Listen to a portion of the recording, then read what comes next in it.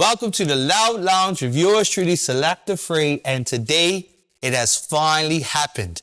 The man himself, live in studio, as you can see, is Busy Signal. Respect. Welcome to the Loud Lounge. Respect, brother. The Bermuda, this has been on my bucket list. One of the artists I want to meet face to face and have a conversation to know the background of Busy Signal, as well as tell him some of the parties where Busy Signals really had me partying. And as we spoke earlier, we'll have that conversation later on air. Yeah.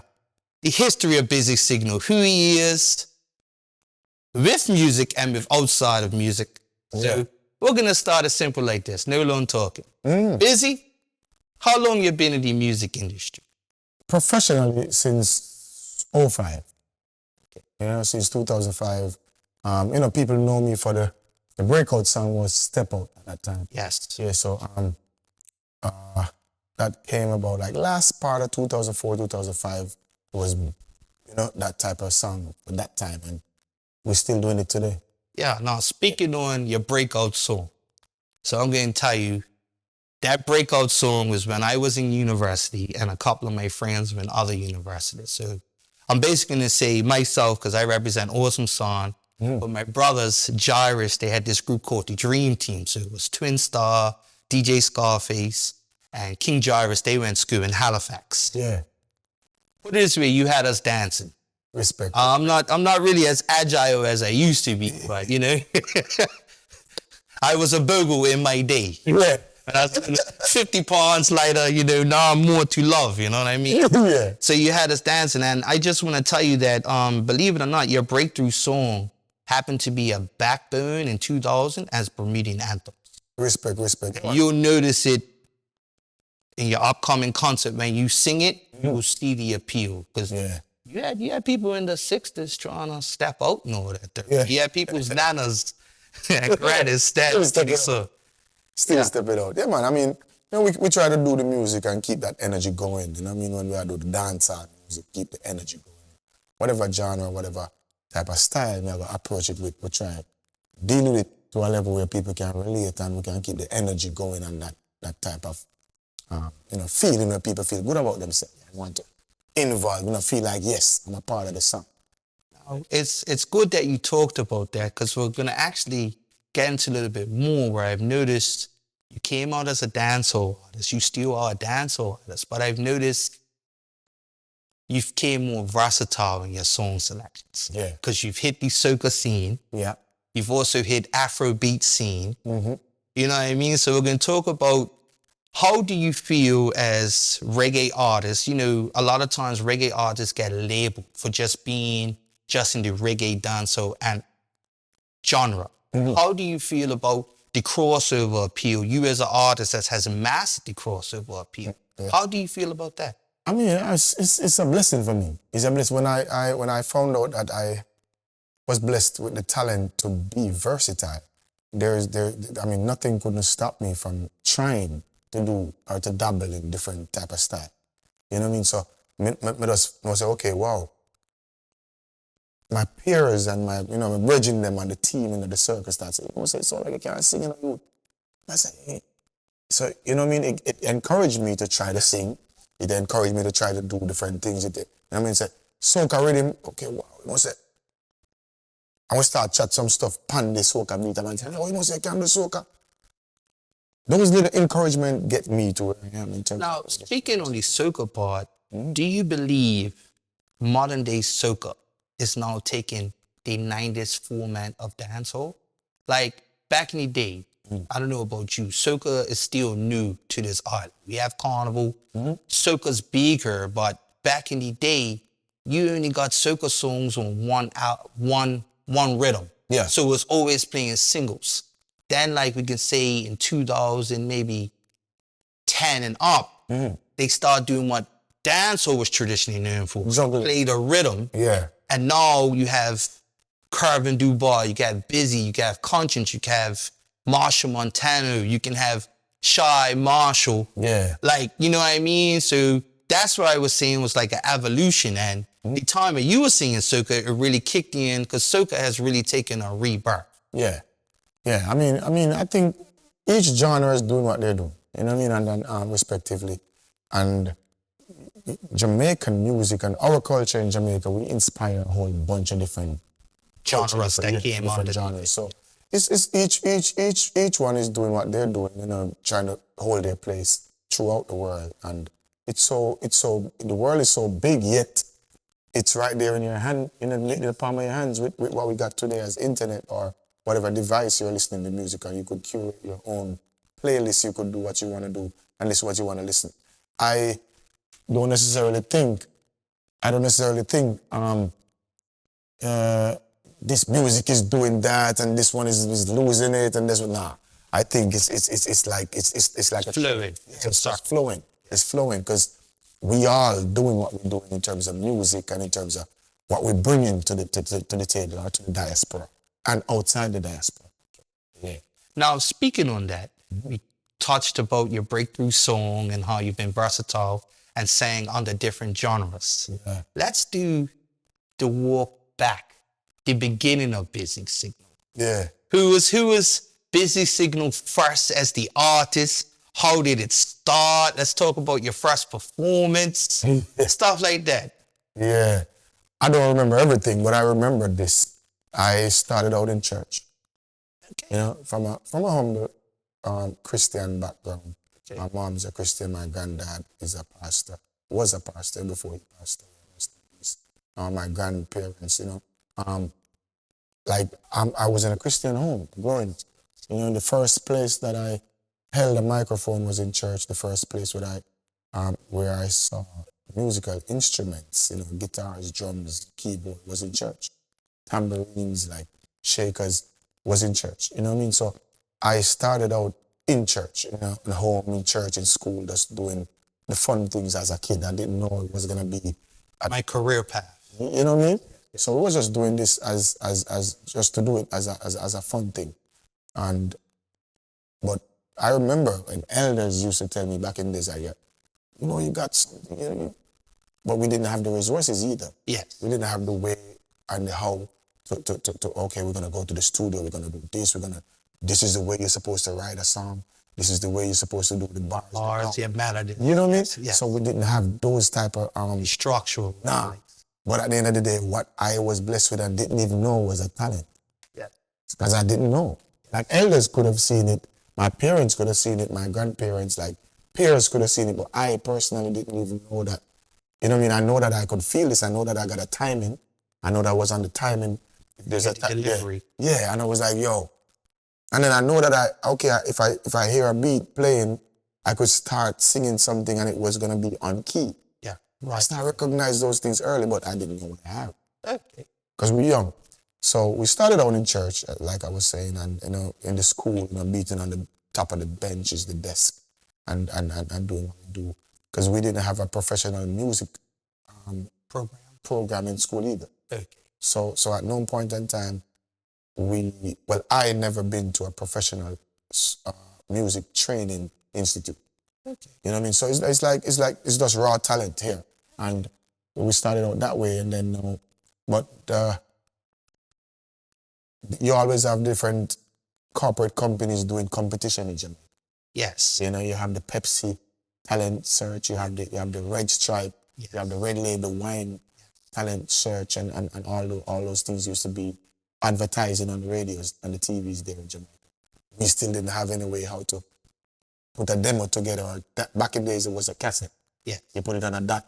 We can show our age. Cassette. A high bias and everything. And you know what I mean? So it's like a whole bunch of different ways to get here. So not to put your age out there. Yeah. But me and my friend were talking earlier. We can say you're millennial. Millennial. Yeah, millennial. Yeah. From the late 70s up until 2000, refresh my mind, was it 2006? 6. Yeah, it's a millennial. We'll say we're millennials. We're in the same, in the same bracket. Yeah, wherever it is. We look young. The bird. Whatever it is, I'm in. I mean, I Millennium, Gen Z, Gen Y, Gen X. I'm just so glad to be here. I'm just happy to be alive and healthy, and I'm just happy to be here, continuing the journey. I want to ask you, speaking on the Jamaican culture, yeah, we can all say we had artists we looked up to. Yes. You sang dancehall, and now we can say you're versatile because you sing a lot of songs with meaning and prompt. Yeah. Dreams of Brighter Days is actually one of my favorite songs. Respect. And Lady in Red. Busy, I have to shake your hand. 'Cause Lady in Red's made me give some girls some mean wine. Yeah. So, who are some of the influences that you can say kind of molded the product as we see as Busy Signal? Like you can say, I got my melody, my singing art from listening to a Sanchez. Yeah. My more DJ came from like a Ninja Man. I got a whole bunch of inspirations and I got them from a whole bunch of different people. Okay. But to name a few of them, Yes. in terms of the DJ and the delivery, we got to say Bounty Killer. We got to say Ninja Man. We got to say Beanie Man. We got to say Capita. Okay. You know, Fire, man. in terms of certain melodies and Yes. and delivering with melodies now, we got to say Sizzler as well. Yes. You know what I mean? In terms of lyrical content and certain type of leverage in terms of lyrics and being mind-boggling as it has to do with lyrical content. We got to say Papa San and certain type Okay. of artists from back then, they stitch them.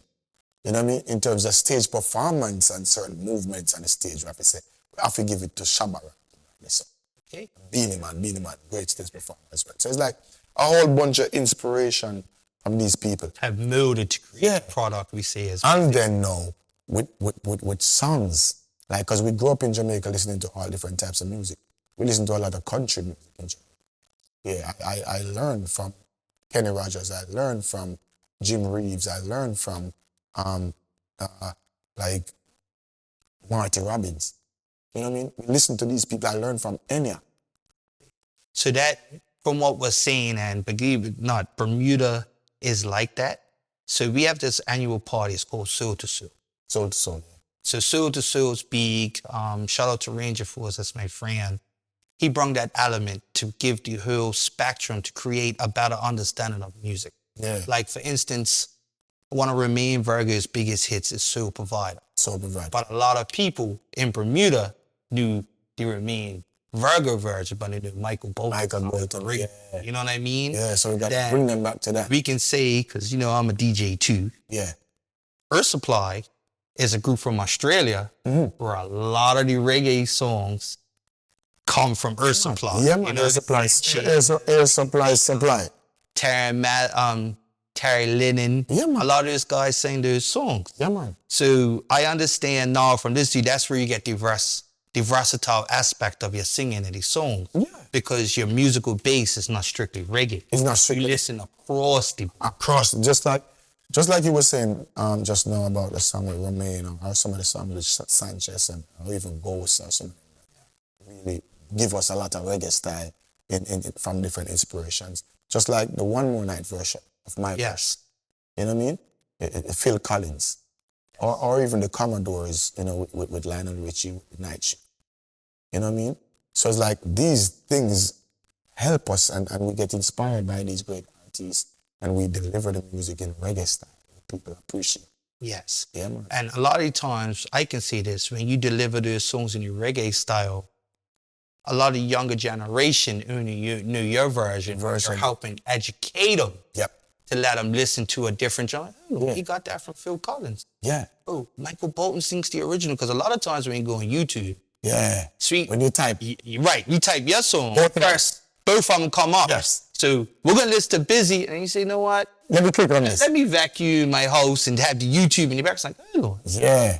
Yeah. that's where Busy got it from. Yeah. So it's like we get inspired as we go. And this happened with, you name the artists. This happened with great artists or some of the greatest artists. Yes. With Whitney Houston's biggest song was one of those songs. Yes. You know what I mean? It was a Dolly Parton song. Yes. You know what I mean? So it's like these things, they happen, you know, every so often. But the thing that I want to do forever is that whenever I go into the studio, I want to do the best. I want to do what I do to the best of my ability. Yes. And have what we can honestly say now with your catalog of songs. Your songs, I can put in the situation of a Sanchez and Barris that are long lasting. Yeah. You find a lot of times and not to disrespect the younger artists in dancehall, the song's a hit for only 3 months. Yeah.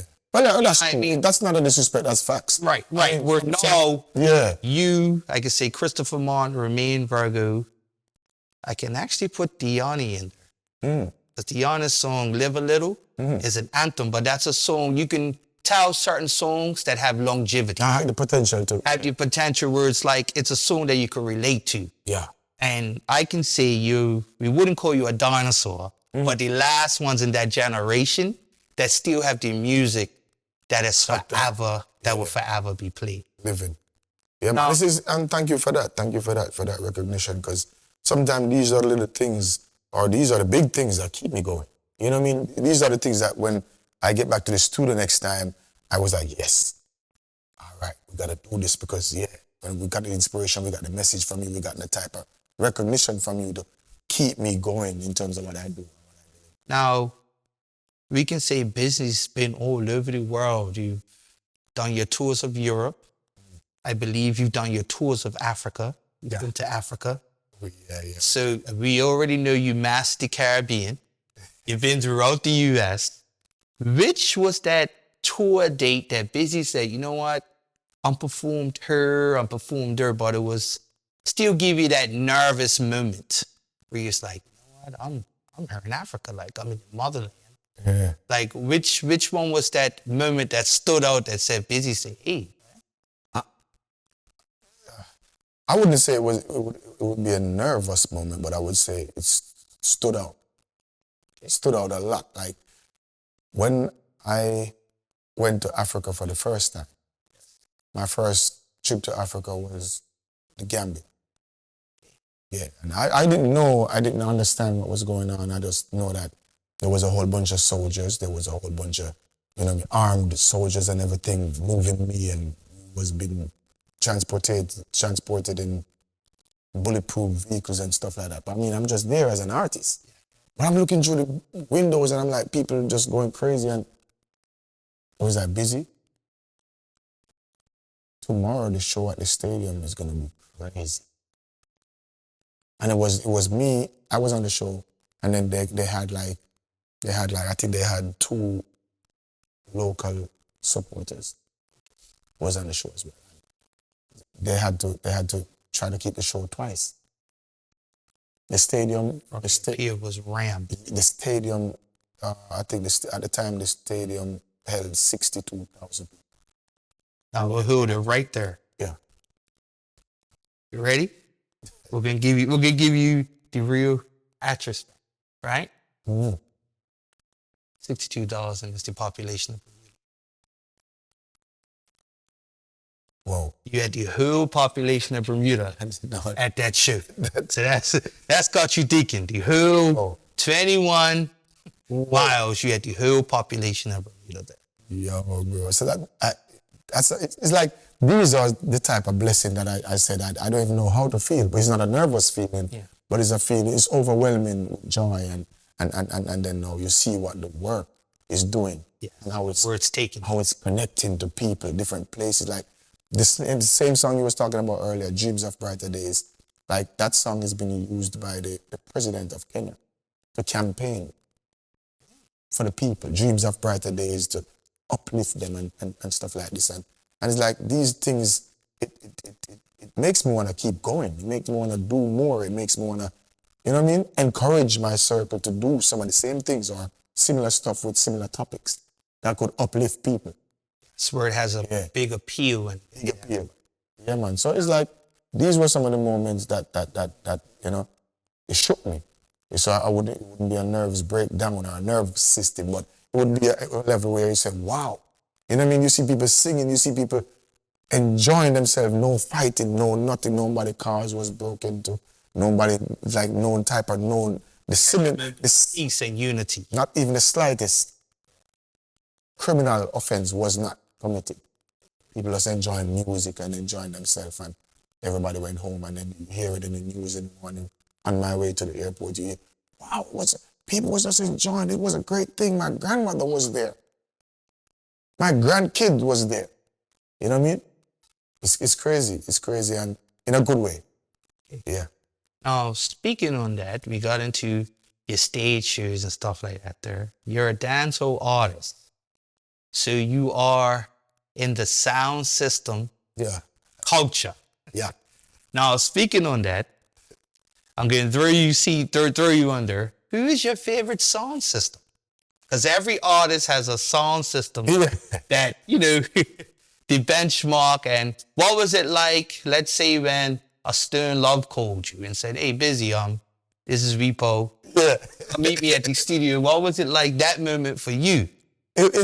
I mean, it's great. It's great. Big up Weepo. Me and Weepo, we have that type of relationship. We don't talk every day on the phone, but we got each other's number. We talk. And I remember the first time hearing Weepo voice on the phone. It was a Motorola Razor back then. Yeah. It's my cellular. Razor. Yo. And Weepo, when you come check me, kid? And I say, how this? A poor man, father. I say, Weepo. Anytime you say, boss, we checking now? It's like that one every time.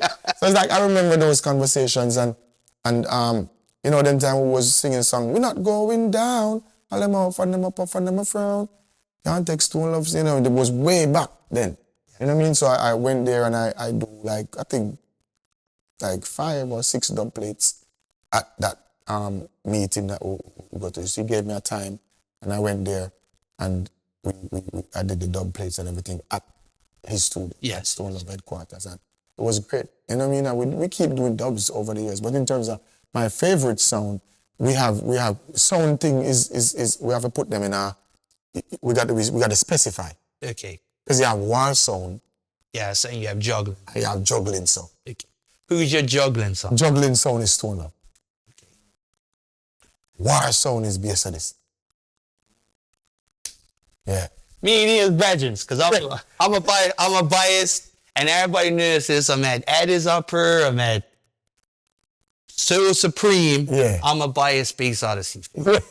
I tell guys, the minute I hear that war rhythm, yeah, no matter what they play, my earphones going off. I'm a bias. So yeah, man. Me and you got them. And we have really other sound and we respect. Yeah. And we respect Kilimanjaro, the trooper Kilimanjaro. Yeah. And we respect King Addies, and we respect Soul Supreme, we respect Panther, Black Cat, we respect, you know what I mean? We respect enough of them sound. You know what I mean? Even the ones that break off and do it by themselves, like the Firelinks or the Mataran or the, you know what I mean? People who really make something of themselves coming from a sound that was you know what I mean? Yeah, so it's like, we respect the sound system. It's a part of our culture, and dub plate and sound system is a part of, because I remember when Mataran played a busy dub in World Clash in Montego Bay.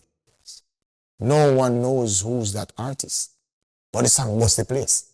So that is the culture. So how you put it on what you say, and then now people, you know what I mean? People react to that in a sound class format because you personalize it for the situation. Yes. And I remember Bounty Killer telling me that his first time getting to do a song was a dub plate.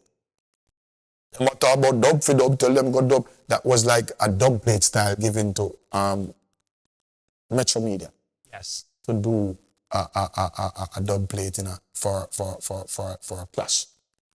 And then people get to hear that voice. You know what I mean? While Shabba was away with the big voice as the boss, then now you have a smaller, big voice coming up, which was the Bounty Killer at that time. Now, speaking on that, Yeah. we talked about your being a very vibrant artist. Mm-hmm. You like singing, and how we talked about music is a worldly thing. So you dabbling in your Afro beats, dabbling in your soca. We know we're going to get you on a hip hop track. Yeah. We'll probably see you in a remix on a hip hop track. Yeah. How do you feel, and I want to ask you this, on the state of reggae now? Mm-hmm. Reggae is in a great place right now. Reggae, dancehall, is in a great place right now. I'm an advocate for dancehall and reggae. You know what I mean? Yeah, and I'm a child of, And then now, but the place, as you ask, how I feel about reggae now, I think it's in a great place as we speak. In this era, in this time, as we speak.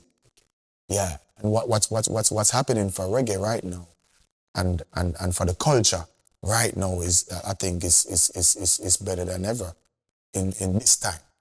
Because over the years, you know, a little bit in the pandemic, a little bit before the pandemic, and a little bit after the pandemic, people trying to debate, oh, well, you know, the Afrobeat is the new dancehall and it's taking over.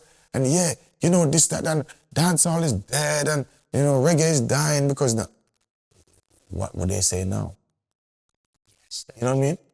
It's music. And then now, one of the only culture that is gonna live forever is gonna be reggae music and country music.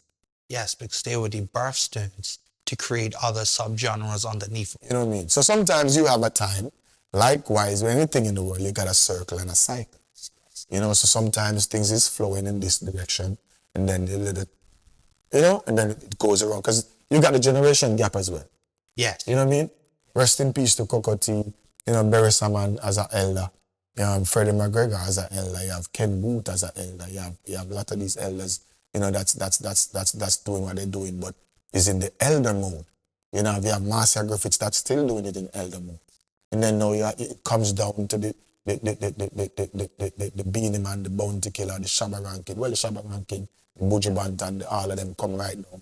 Then it comes to us, then it go Right. after us. Yeah. You know what I mean? And then now if you check what's happening, a lot of reggae music wasn't coming out for a while. In like the past 7-8 years, a lot of reggae music wasn't coming out for a while because, you know, the dancehall kind of shift to the dance chop. Yes, yeah. You know what I mean? So most of the stuff from Jamaica was the little young kids doing what they feel. And that's no problem. That's what they feel. For the generation. It's for the generation. We can say this, and you'll probably understand what I'm saying. For our generation, us listening to like Ninja Man, to our parents listening to like Alton Alice. Yeah. It was the culture shock for the generation. But then, as we can say, reggae is the evolution of reggae. Yes. To their ears, that was the music because they understood it. Yeah. Now when you have the Intense, you have the Skilly Bang, you have the TJs, that's the ear for the younger generation. And a lot of people were shunning, oh, this stuff don't make any sense. It's not of your generation. Not of your generation. But your generation will understand it. So I always try to tell people, oh, but I don't know this new stuff. It's the evolution of reggae. The evolution. And you gotta move. You know, when you heard Buju's song for your generation, it was a culture shock to your mama's ear. Yeah. So the culture shock that you had, your mama here for Buju, you gotta feel that culture shock when you heard Skilly Bang or you heard Roger Wild. You have to understand it's the evolution. Some people don't want to accept it. I have no problem with these young kids. My only concern is if it gets violent, you know, or if it keep gets the music war within music. Yeah, you know what I mean. If it gets physical, that's a big problem, and or if it gets to crazy substance abuse, it's gonna be hurting someone. Someone's gonna be hurting themselves. Those are the concerns. But a person could sing whatever they want to sing. Musically, freedom of musically, you could express yourself in whatever way you want to. You know what I mean? Yeah. So it's that's that level. Okay. Yeah, man. Now we've talked to all the diaspora of you, your versatility, when you started out, your church background. We even talked about some of your artists. Yeah. Last question before we switch the topics completely. Who are some of the producers and artists you would like to have as a feature on a busy track? I would like to do stuff with Kanye West as a producer, yeah. I would like to do stuff with Kanye West. I would like to do stuff with Dr. Dre. You know what I mean?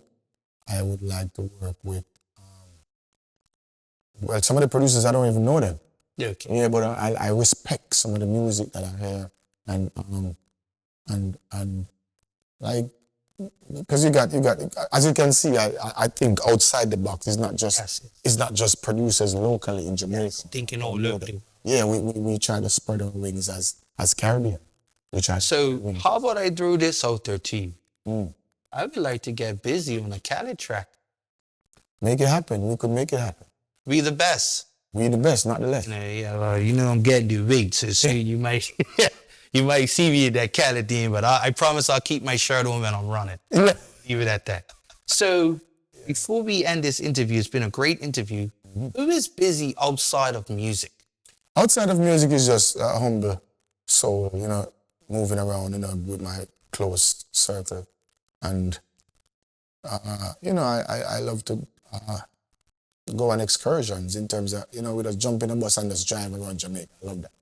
You know what I mean? We watch one of the latest movies or whatever in the bus while we drive. We stop, get food somewhere. I like to do simple stuff. Okay, so while you're here, With us. I think you should go on a little excursion. Go up to Dockyard, Snooker Park. Dockyards. Yeah, Dockyard. Yeah, dockyard. Dockyard. So, before we close out, this has been a great interview, Vizzy. You've mastered my bucket list. Yeah. You were somebody I wanted on my bucket list. Respect. But respect. we're gonna do something a little different at the end of this interview. Yeah. We're gonna teach you some Bermudian. Bermuda. You have your crew here that'll be with you because you have your Jamaican that say, you know, hey girl, look her. Hey girl, look her. Look her. Look her. And what's this? Bird. Yes, you're learning it. You're learning it. You're learning it. You're learning it. Bermuda, like that's what you realize. Bird. It's working on today, later, it's not eating ackee and soulfish. It's gonna have codfish and potato with the sauces. Codfish and potato. Codfish and potato, and he might wear Bermuda shorts for these shoes. We're working on it. But Yeah. on behalf of the Loud Lounge, there's been a great honor interviewing you, Busy. Respect. This is the Loud Lounge of yours truly, Selecta Fray, Busy Signal. Yeah, man. We out of here. Thanks for having me. Yes. Respect, brother.